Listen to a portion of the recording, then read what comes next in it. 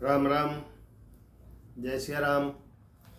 मैं आपको आज भारतीय ज्योतिष के हिसाब से नवग्रहों की दृष्टि का फल बता रहा हूँ, जिसमें आपकी कुंडली पर सूर्य किस भाव में बैठे हैं और वो कहाँ पर दृष्टि डाल रहे हैं और उसका क्या फल होगा, उसके बारे में बताऊंगा।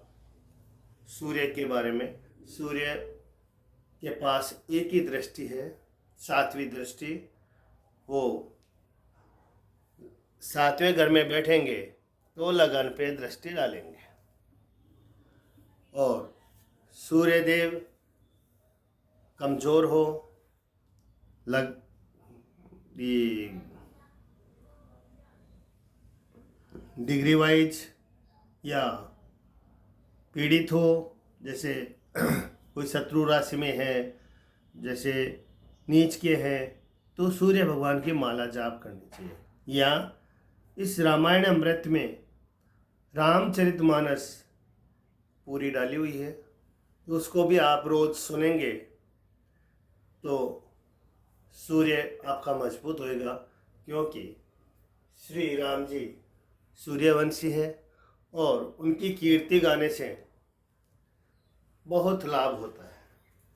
चलो मैं बताता हूँ आपको कि सूर्य की दृष्टि जब लगन पे गिरती है तो पूर्ण दृष्टि से जब सूर्य देखता है तो जातक रजोगुणी, नेत्र रोगी, सामान्य धनी, साधु सेवी, मंत्रज्ञ, वेदांती, पितृभक्त, राजमान्य और चिकित्सक हो सकता है। सूर्य की दृष्टि जब आठवें घर से दूसरे भाव पर जाएगी तो धन और कुटुंब में सामान्य सुखी, नेत्र रोगी, पशु व्यवसायी, संचित धननाशक, परिश्रम से थोड़े धन का लाभ करने वाला और कष्ट यानी दूसरों से कष्ट सहन करने वाला होता है। जब सूर्य भाग्य भाव में बैठते हैं और अपनी दृष्टि पराक्रम भाव में डालते हैं, तीसरे घर में, तो उसका क्या फल मिलता है? तृतीय भाव को पूर्ण दृष्टि से देखता हो तो कुलीन, राज्यमान्य, बड़े भाई के सुख से रहित, उद्यमी, शासक, नेता और पराक्रमी होता है। सूर्य 10वें घर में विराज कर और चतुर्थ भाव में पूर्ण दृष्टि से देखता हो तो 22-23 वर्ष पर्यंत सुख हानि प्राप्त करने वाला, सामान्यतः मातृ सुखों और 22 वर्ष की आयु के पश्चात वाहन आदि सुखों को प्राप्त करने वाला और स्वाभिमानी होता है। सूर्य 11वें भाव में बैठकर पंचम भाव को पूर्ण दृष्टि से देखता हो तो प्रथम संतान नाशक, पुत्र के लिए चिंतित, मंत्र शास्त्रज्ञ, विद्वान, सेवाव्रती और 20-21 वर्ष की अवस्था में संतान प्राप्त करने वाला होता है। सूर्य 12वें भाव में विराज कर छठे भाव को पूर्ण दृष्टि से देखता हो तो शत्रु भय कारक, दुखी, वाम नेत्र रोगी, ऋणी, मातुल को नष्ट करने वाला होता है। मामा का कष्टकारी होता है। 7वें भाव को पूर्ण दृष्टि से जब सूर्य देखते हैं, यानी लगन भाव में बैठेंगे तो 7वें भाव को पूर्ण दृष्टि से देखते हैं तो जीवन भर ऋणी, 22-23 वर्ष की आयु में स्त्रीनाशक, व्यापारी, उग्र स्वभाव वाला, प्रारंभ में दुखी और अंतिम जीवन में सुखी होता है। दूसरे भाव में बैठकर सूर्य अष्टम भाव को देखते हैं तो बवासीर रोगी, व्यभिचारी, मिथ्यावासी, पाखंडी, निंदित कार्य करने वाला होता है।